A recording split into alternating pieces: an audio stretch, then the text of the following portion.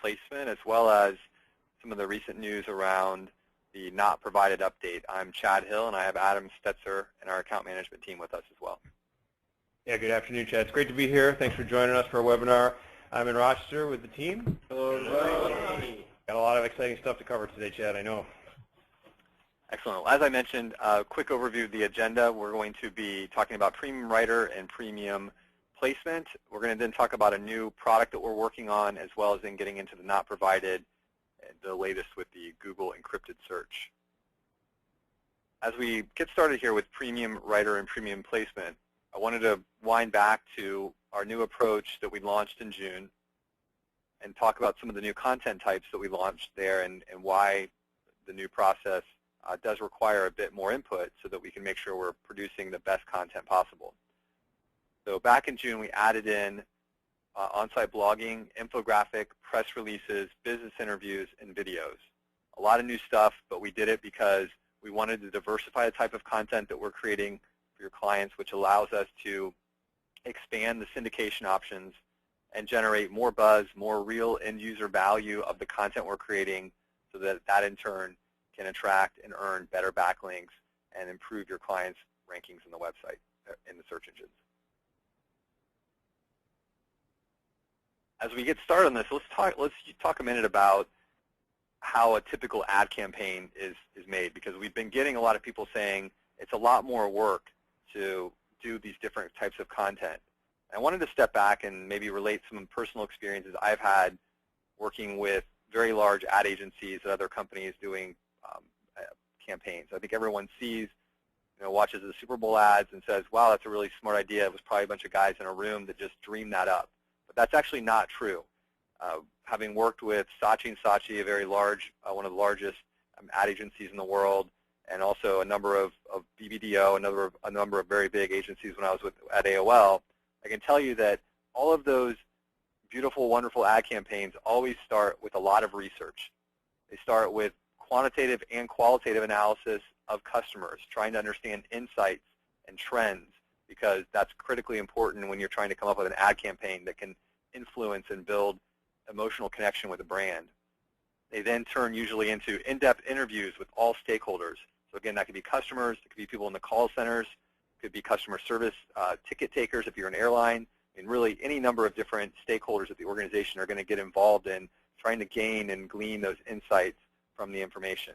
Only then do you get into concepts and then testing and then eventually rollout. So, that's Madison Avenue, that's big budget ad campaigns, but let's relate that to what we're doing here at HubShout. We've created a process that allows us to predictably and reliably create content that is on message and on point for your customers. But as we all know, garbage in, garbage out. So if we don't get the right information up front from you, and if you don't help us understand what your client is looking for and what's important about your client's business and their keywords that we're going to be writing about, then the likelihood of us getting it right and guessing and just happening to get it right is very low. So let's talk a minute about our process for how we take you through from launch of a campaign through to actually creating content and syndicating that content. The first thing we need is we need writer instructions. And this is really the brief. We need to know what are some of the points we need to make sure that we cover or that we stay away from. A lot of times when we're looking at keywords, there can be two positions on any given keyword. So we want to make sure that, for example, if we're talking about buying a new car, well, is this a used car dealer that we're dealing with who maybe wants to talk a little bit about some of the depreciation value of how quickly a car depreciates once it leaves the lot? Or is this a new car person who wants to make sure that we hit how satisfied and happy people are with a completely clean car that comes right off the lot? So we want to make sure that we get some general guidelines of what they're looking to cover. This is, again, especially true with words that might have multiple meanings. So give us as much information as you can possibly provide to us. Our team is going to take that information and turn it into research facts. Now, we have too many people that write the instructions but then never look at the research facts. So the instructions go in. Our team does our best to cover off those, use those instructions to create facts that we then use for further down the road to create the content, but something isn't quite right. So those facts are all in, again, in campaign details under instructions. We really need you to take a look at those and make sure that we've caught the essence of what you want to be covering as we talk about these keywords. Now, I've seen a lot of people here read these facts and say, well, I want to get my clients' marketing messages into these facts. I want to make sure that we're clear here, again, about the idea behind content marketing. We're trying to create useful, compelling content that can be syndicated to other websites that don't necessarily oversell a particular client's product, but are meaningful and useful so that when someone's reading that information, they might say, I'd like to learn more about this, and oftentimes there will then be a link back to the customer's website where, of course, there's plenty more information and plenty of places to actually sell that product. So you want to make sure that if you haven't looked at your research facts, you want to make sure you take a look at research facts as soon as possible. They're, again, under the admin screen on any of your campaigns. You can click instructions. You're going to see your writer instructions at the bottom. You're going to see your research facts in there as well. If they're not right, the best thing to do is to fill a support task or give us a call and let us know where we're wrong so that we can have our research team take the new information and make sure they're updated appropriately. Once we have those research facts in, this is really the input to all the other types of content that we're creating. So we use those research facts when we create content, article written content. We use them when we create infographics, and we also use them when we create videos.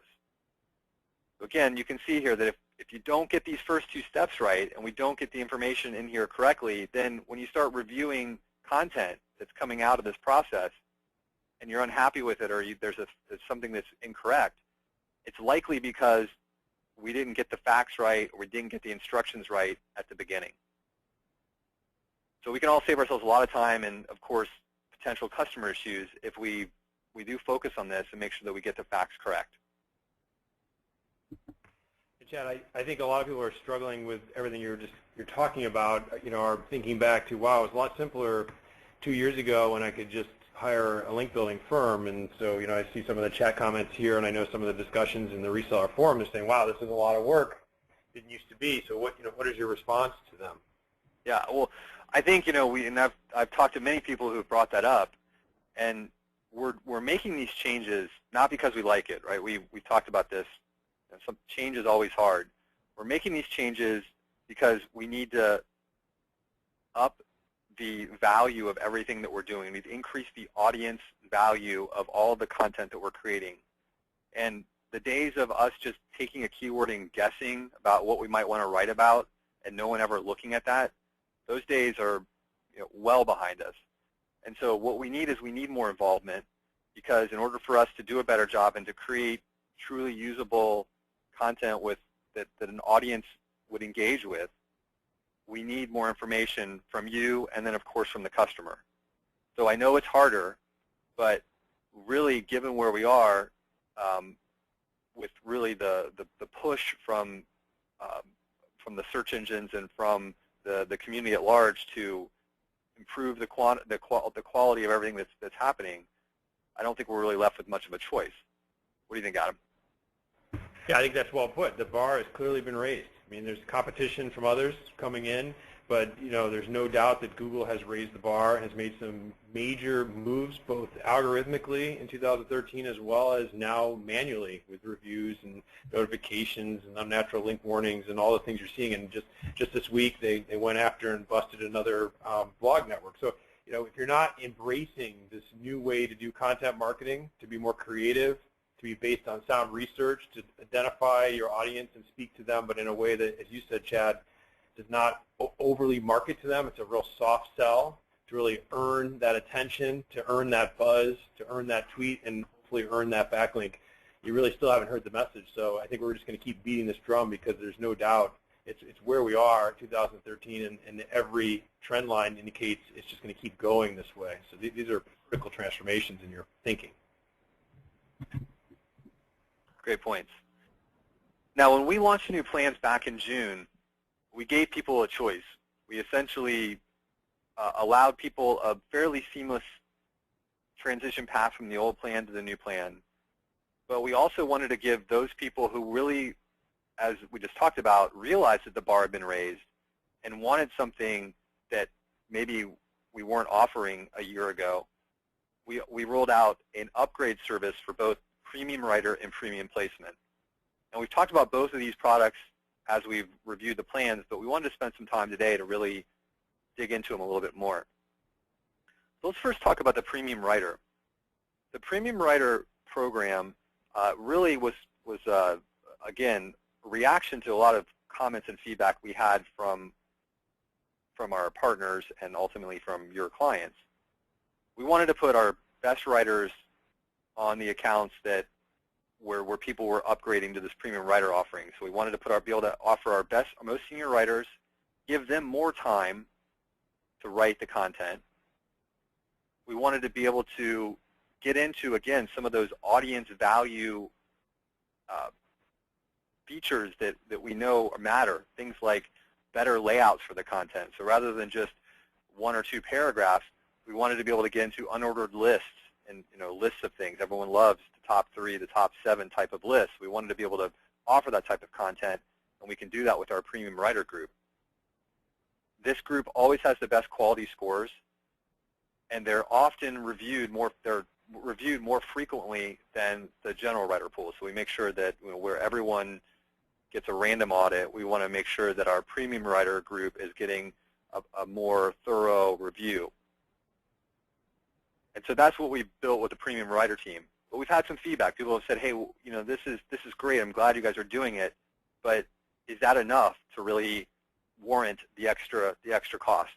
And we listened to that feedback and we said, yeah, we always want to strive to do better. The other thing we heard is that I would really like to be able to have a dedicated writer on my team, so that person really was able to go from content to content in order to have more consistency on my campaign. We think that's a great idea, and it's something that's a great idea not only for the client, for you, but it's also a great opportunity for our writing team, because they also would probably prefer to get to know a client a little better and work with a client with a fewer number of clients, but be able to kind of remember what they've been doing from project to project. So starting in October, and we have to release the final date because we need to make some system changes, we're going to be assigning, if you're in the Premium Writer, if you've upgraded to Premium Writer, you will be assigned a dedicated writer on your campaign. And so what that means is that, again, just like if for those of you who are doing pay-per-click, it'll be pretty similar to that. There will be an account manager that you have today, and then there would be your assigned writer, and they would be working on all of the tasks for your campaign in that given month. So we're pretty excited about this offering, and I think it's going to, again, provide a great opportunity for end client, the value, the quality of the content, and again, just getting a little bit more time and consistency with a given campaign. I think your client's going to like it more. I think you're going to like it more. And again, I think our team is going to like it more because they get to focus a bit more in on certain areas. One note on this. I think this is an excellent addition here. I think that particularly for writing blog content that's going on site for clients, which we know is where people spend a lot of time and are very picky, and rightfully so. I think having one dedicated person who's working on all your content, have the familiarity with you, your style, the points you're trying to make, the tone, the voice you're trying to get, whether you like humor or you don't, these things that are finer points will really help end clients be much more satisfied. And if they're not, then move on and try a different writer, but to be able to do that in a more systematic fashion so that there are options there, because obviously writers all have different styles. So I think this is a big enhancement, and similar to you, Chad, I feel fortunate that we've got a lot of good feedback coming from the reseller community asking us for things like this. Yeah, that's great. Now, a couple caveats here, because I'm sure people are thinking, okay, what does this really mean for me and my current accounts? I put a little footnote down here. So as you know, all of our on-site blogs are currently written by the Premium Writer team, regardless of whether or not you've added the Premium Writer upgrade. So that will continue, but if you're not on a Premium Writer upgrade plan, it won't be a people, but it'll be a little bit more of a round robin where it'll be someone on the premium team, but it won't necessarily always be the same person.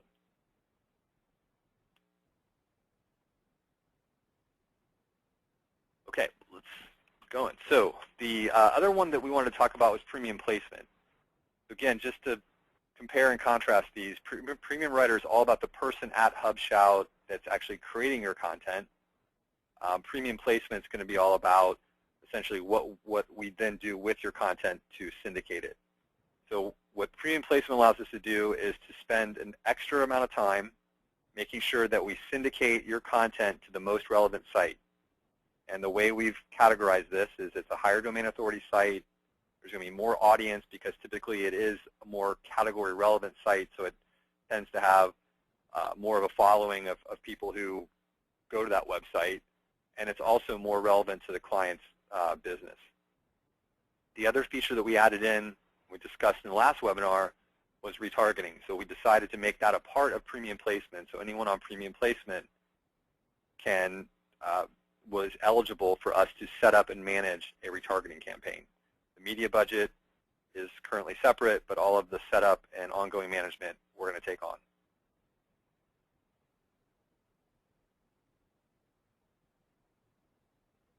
Okay, this is a really cool one that Adam and I have been working hard on the last 30 days, really. We wanted to introduce a whole new idea on how we approach content marketing. And this product, we're calling it for now Premium Buzz Graphic, is something that really moves completely away from syndication and number of links and things like that, and really focuses on high quality content that we actually use advertising to promote, with the idea of increasing shares and ultimately finding people who find an infographic or this content that we create so useful that they link to it. Let's go through how this might work. What we'll do is we will actually have custom research for every Buzz graphic that we do.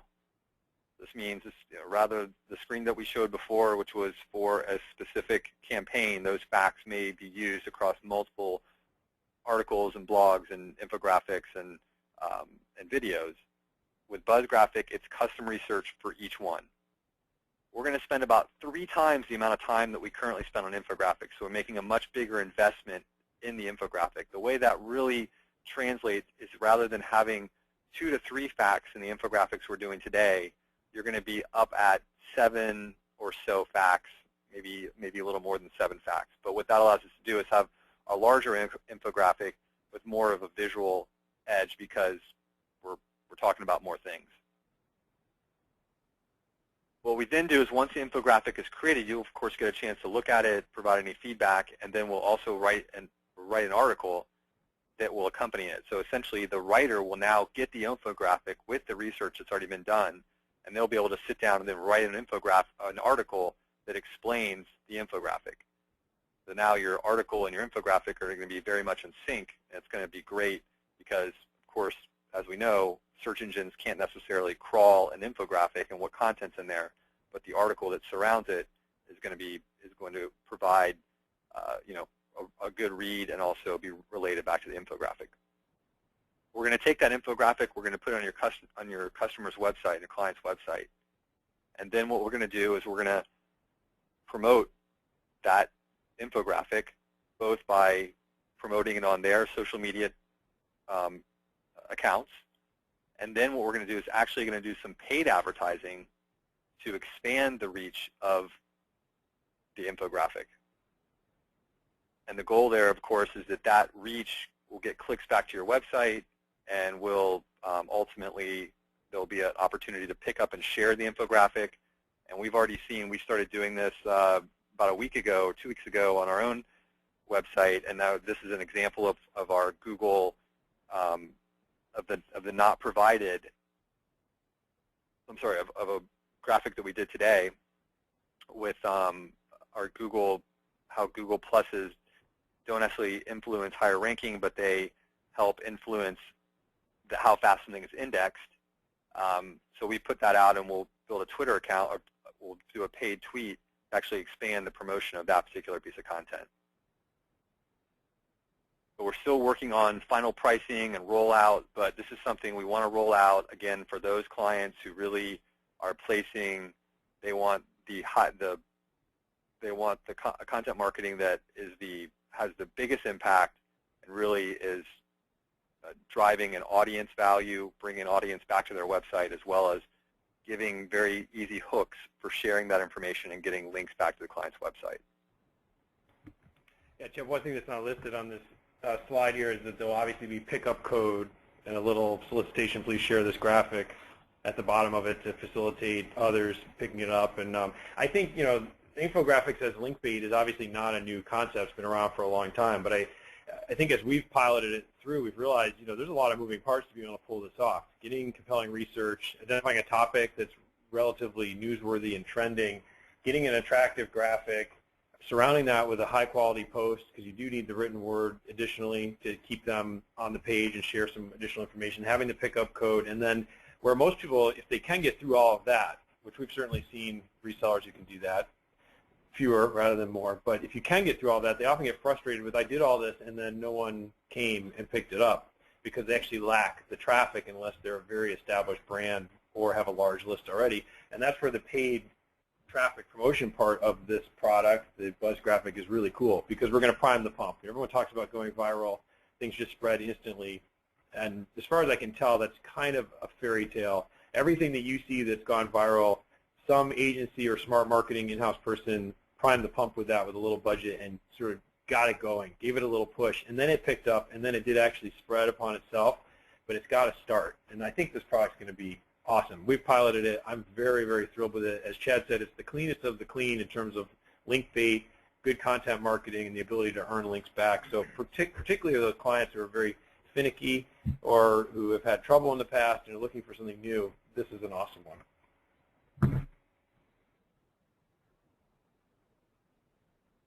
Okay, we're going to switch gears now to talk about Not Provided. Big news that came out earlier in the week. It's not something completely new. We've been talking about this for a while in these webinars, but the evolution of Not Provided is here in front of us. Back in 2010, Google they launched their encrypted search. It was only a very small number of people.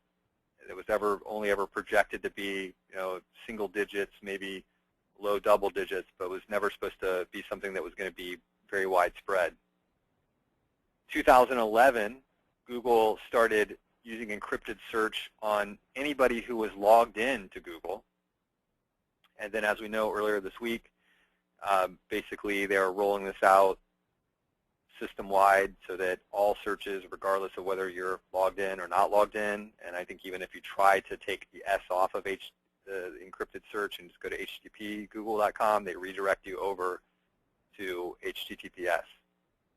So this is something that, again, it's been slowly creeping up on us, but I don't think anyone was expecting it to go to 100%, or at least to where it is now. It's not quite 100%, but to go as high as it has, as quickly as it has. Let's talk about what we can do as a search engine, as online marketers and search engine optimization people. The first thing I want to make sure everyone understands is exactly how this works, because there's people that I think, are misunderstanding exactly what we've lost and what we still have. So I did my best to sort of put up here the handshake that we used to have between Google and your website. So on the left, we have Google. They're all about, you put in a search query, they show you results on the page, a bunch of links, and you click through on the link, and you come over to the website. What none of us really saw was that when you were coming from Google to a website, there's a handshake. There's things that are being passed across. Two of the things that are very important are what website is referring the traffic. And then also, there was sort of a special handshake that search engines in particular had adopted, going way back to the early search engines, that said, hey, I'm going to actually, in addition to just saying this is Google sending you traffic or this is ask.com sending you traffic, I'm going to be nice and tell you what query, what search this person used where they found your link and then clicked on it. And again, this is sort of there's no law about this. This is just a convention, and I think, I was watching a Moz.com blog the other day, or piece the other day, and one of the things Rand said is that this is sort of in return for the website allowing the search engine to crawl it. The pay for that was basically you tell me what keyword the person was using when they come to my website so that I can better improve my website. So what's happened here is that they're still sending the fact that it's coming from Google, but they're no longer sending the query over.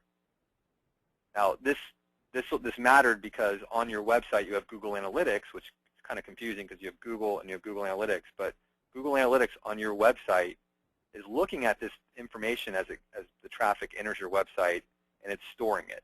So now what happens is they're storing that Google's sending the traffic, but they're no longer able to get that query, so that's why we see the not provided. A couple common questions that, again, I think people have been asking. So this means you won't be able to show me search rankings now. And want to be really clear, no, keyword rankings are fine. Okay, it's separate. Those are determined by analyzing the search engine results on Google. So you still can get ranking data. The next one we get is, how will I be able to select keywords for my campaign? I won't know what keyword's a good keyword and which one isn't a good keyword. Again, estimated monthly search volume is not impacted. You'll still be able to know that when you search on Arlington plumbers, that there's 200 people a month searching on that term. So you're still going to have that data.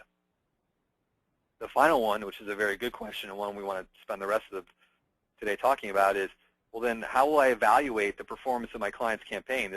Wasn't this whole non-branded organic traffic thing you guys talk about, wasn't that a really good metric? And yes, it was a really good metric. I really liked the metric. It had been getting polluted over the last 2 years with this as not provided grew, but we still thought that it was a good metric because it showed some good trends. Now, what that means, though, is that we just need to double down on some existing metrics, like we have rankings, and we do have total organic traffic. The other thing we need to do is we need to expand and start talking about other metrics. We've been pushing things like leads and phone calls by source for quite a while, but again, this is going to be a really important metric for us to continue to focus on. And then the other one that we're going to be talking about today that we've been sort of running around in our labs for a while is maybe looking at number of pages that are receiving referrals from organic sources. We'll talk about that more in a minute.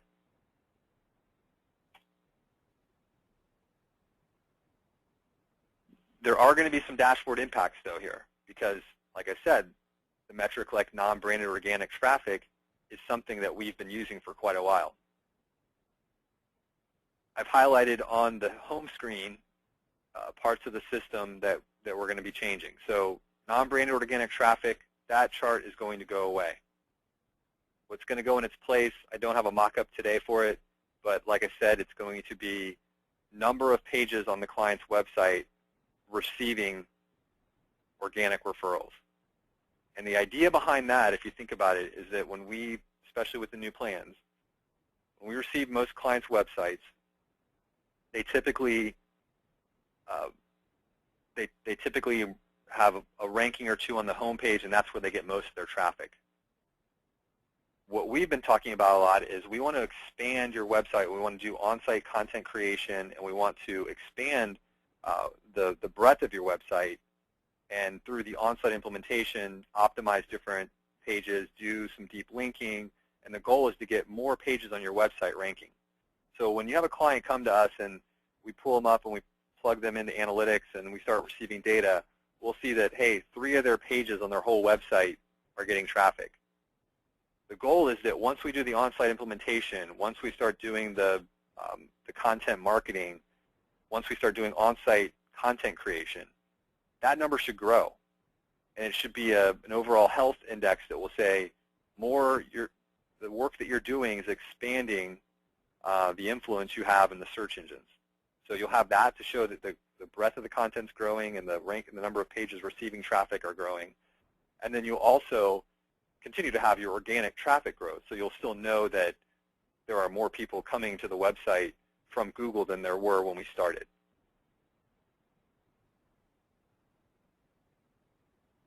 Adam, I'm just going to keep going, but feel free to jump in if there's any comment here on this, because I'm sure this is some of these are complicated topics. SEO, a couple changes we're making there. So the first thing is on the upper and the top graph, we currently break out organic and non-organic traffic. We're not going to be able to do that anymore because we won't be able to sort out the brand from the non-brand traffic. So that's going to go away. What we're going to do is look for a way to better map domain authority in that graph. So we'll still show total organic traffic, but we want to add some other ways for you to be able to look at some of those other metrics, those secondary metrics, especially domain authority. The lower right-hand corner, where we have top traffic, again, that's going to go away. We're going to replace that with the same chart that we're going to put on the Home tab, which is going to be number of pages receiving organic referrals.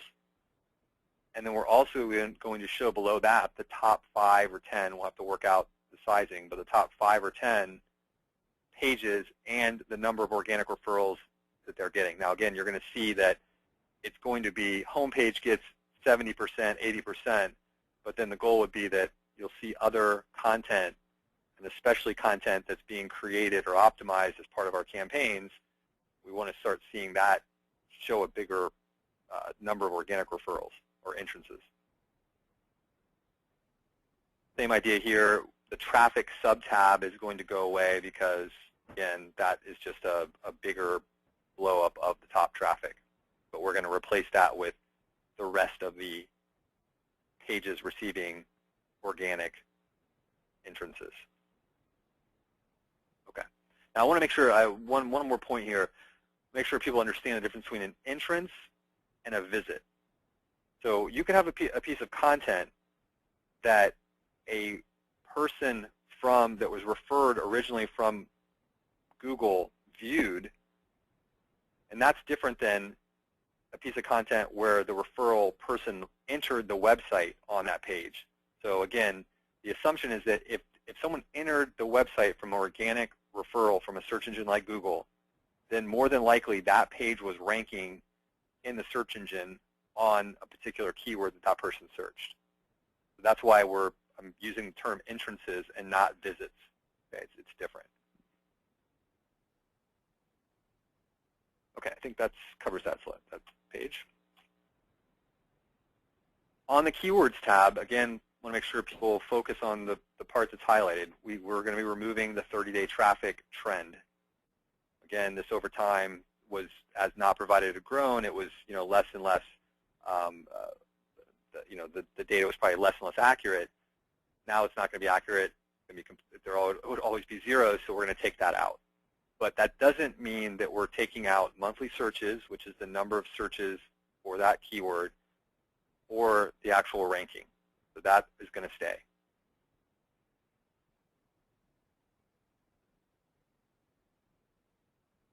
Another one that Adam and I, that we send out that we get a lot of people saying, hey, thanks for sending this to me, is we send out a search engine traffic report, and you can configure that at the campaign level to either send out daily or weekly. And if it goes weekly, it goes out on Mondays. That is essentially very similar to the traffic tab in the dashboard that just lists all of the keywords that you've had organic visits from. So that's going to have to stop. Fortunately, we already had on our dev priorities list that we've had a lot of people asking for us to add things to that report. So we've already had on our dev priority list that we wanted to go back and revisit this. We don't have a final design for it yet, but what we're going to be doing is we want to add to that either daily or weekly email things like leads and calls, recent activities, traffic stats. We want to make it more or less a summary like you might see on the Home tab of the dashboard. And it would be conditional, so if you didn't have analytics plugged in, we'd still be able to send out some other information. And again, maybe if you have pay-per-click, we can put some pay-per-click stats on there. So the design on that is TBD, but I want to make sure everyone knows that we will stop sending the weekly or daily search traffic report. Hopefully with the idea that we'll resume this sometime in Q4. Again, hopefully sooner rather than later, but definitely before the end of the year. Okay, covers the big changes of not provided. Adam, do we have any questions that have come up on this? I've got a few for you, but why don't you finish these and we'll come back around. I just want to say on the changes to these tabs, I mean, there's no doubt we can fill up the space with additional analytics that we're pulling over from GA, but I think there's some interesting discussions happening in the reseller forum. I saw a post of the day saying, well, that the traffic by keyword was the sizzle I used to sell the product. And I know I've been talking to some of the account managers here, and it's part of this evolution we've been talking about for quite a while of not selling link building or keyword rankings, but really selling growth to your business, more leads to your business. Again, backing up why we pushed phone tracking so hard, and we've invested serious money in that technology, why we modified our plans to include $10 of your phone calls to make that cover the cost for, we looked at it, over 85% of the campaigns, it's essentially free. Why we've most recently added the map in there to give a lot more eye candy and sizzle to where those phone calls are coming from around the country, around the world, as well as for your web leads using web to lead. So I think there's been a good run up to this, Chad. It's just, I know some people just change is hard, as you said, and it's work, and some of these things require on-site access, so they've been dragging their feet. It seems like now is the time. So Google's forced their hand on this, for better or worse, and we don't want to have a political discussion about how we all feel about that. It is what it is. And so the good news is we have the tool set here to really plug these holes and actually move your conversation with your client to, in all honesty, a much more productive place, selling them an increase in their lead flow and consulting with them about closing more of that business. You do that, we've said it many times in this venue, you do that, you'll have that client forever. Correct. So the last slide I have then before we get to that conversation is I wanted to make sure everyone we talked about sales tracking and the new graph and the automatic association with of Medium on web leads in the last webinar. Again, there's been some discussion in the forum. We've implemented that on our own account, and it's really cool to see the data coming in and have that automatically associated. It makes our own internal marketing meetings way more productive because we can really get right to the data and know that it's right. So the other thing, the big change we've made in the last couple weeks, though, is we've made some significant enhancements to the keyword tracker. And again, we actually got this was done right before, this was done last week, so we didn't even know that this was going to be more important than ever starting on Monday. But what we did is we think we've, again, solved the issue of some data that wasn't getting updated. There were some infrastructure upgrades that we were able to make there. We also had been testing for quite a while, adding in Bing and showing the Bing SERP results. So again, that's now live. We have Google and Bing right next to each other. We made one other change where the old system would use the last 3 rankings to calculate the current rank. We're now to the last 2, and the rankings are always refreshed every 7 days. Again, the idea there is that we can, so you're really looking at the last 14-day average. One other really great feature that's been requested forever, and it's here, is that on Campaign tab, and I've got a blow-up of this on the screen, you now can pick, and we've had people in the past ask us for different search engines. You can now pick tons of different search engines. You've got Google.com selected here. But right below that, there's a SERP zip field. And this only works in the US. But what this is actually allowing you to seed in to the ranking check where you want us to sort of simulate that we're sitting. So what this is doing is, in this particular case, 14607, when we go and we check different rankings, vet websites, veterinary websites, whatever the term is, it's looking as if the person searching for that is sitting in the zip code 14607. This is really important for personalized search, especially with local search results, because more and more keywords, sort of national head term type keywords, are automatically localized.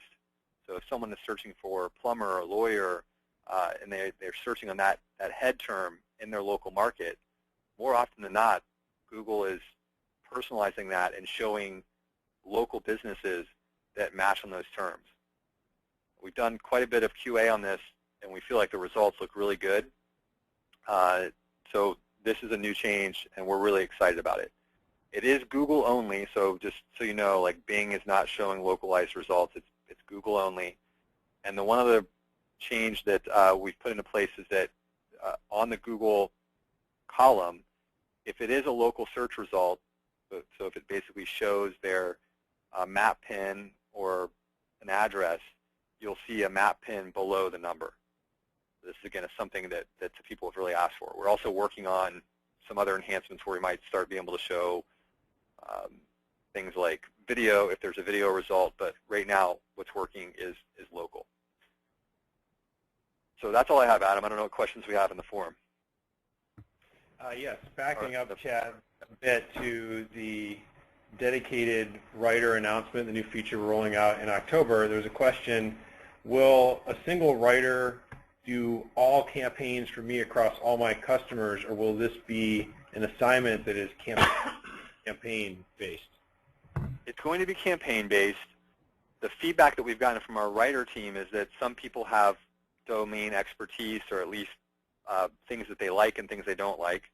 So we're probably going to organize, we have roughly 20 categories that you categorize each campaign into. So most likely what we're going to do is have people sort of pick their first, second, third choice and try to get them on campaigns that match their interests. But that's how we're thinking about it. But as you can imagine, there are significant staffing implications and logistics implications. So we cannot commit to having one writer on all of your campaigns. I guess the only exception to that, that where it might just happen that way, is if you're a vertical guy that's focused on one industry. But again, I don't think we're going to commit to that at this point. And I don't think the question is asking for that. I actually think it's to your advantage not to have that. I think the specialization route will result in much better quality. So to reiterate what Chad said, no, we're really trying to get our writers to specialize in a certain industry so that when they write, they're more informed on that topic. So right now we'll have them covering multiple industries or beats, but as we grow, it's our intention to have a desk in all these different verticals, and we obviously maintain house Twitter accounts in these different categories. We are a publisher in these categories, so our vision is to grow that expertise, stay on top of the current news, and be able to weave in as much of what's happening in that vertical into the content marketing as possible, because we all know from newsjacking and other methods you use, that makes it better. So I think that is the right vector, which is one of the reasons we're super excited about this. Another one for you, Chad, again, back on the earlier part of the presentation. What is the status of the featured article product that I see in the price sheet? Great question. We have had a few people testing that. The featured article we've morphed some of the idea into this buzz content because we wanted to make it have a bigger impact. So the featured article is still something that you can buy. And essentially it's sort of between, it's in some ways a little between a current premium article and what we've earlier identified as a buzz graphic. Great, thanks. Yes, and I highly encourage everyone to try one because I think, again, this is the future of content marketing. It's a baby step, as Chad said, in the direction of the buzz graphic that we're going to be rolling out here. So it's something we want you all to try. And then the last question I have for you, Chad, is can HubShout get out an updated newsletter to get on top of the new search traffic changes? Yeah, that's a great question. We have today, you should be getting our reseller newsletter that's going to go to you, and with that is covered in there with a link to our video that we shot. And if you didn't see the video, if you go to resources, blogs, we covered most of the topic here, but Adam and I did shoot a video the other day. But that is a great suggestion. So I guess the question is, well, yes, we can certainly do that. I'd like to be able to respond back with kind of some of the new metrics we're talking about. So, but we can definitely get that out probably in the next. I'll talk to our marketing team and see when we can do that.